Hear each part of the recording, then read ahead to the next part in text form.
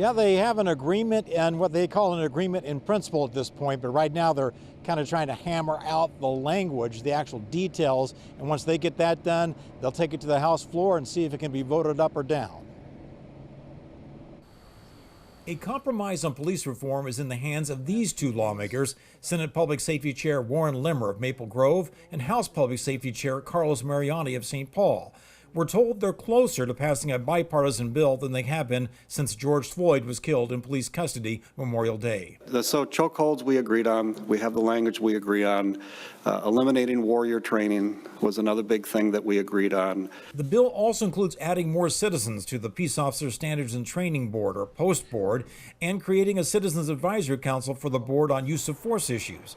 In the meantime, House Republicans are still a holdout on the Public Works construction bonding bill because Governor Walz won't turn over control of the COVID response to the legislature. While we need to be careful and make sure that we're being cautious, we also need to make sure that we don't do irreparable harm to our economy.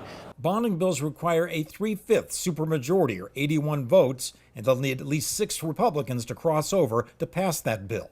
In the meantime, the House did pass a resolution declaring racism as a public health crisis. And systemic racism requires systemic solutions. It requires fairness.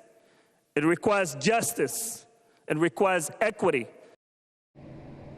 Now, the racism resolution passed by the House doesn't change any laws. It basically commits the House to keep that in mind as they go forward and pass other bills in the future. Same thing goes for the resolution the Senate passed today, urging Governor Walz to not make any decisions about schools and let the school districts make up their minds on that.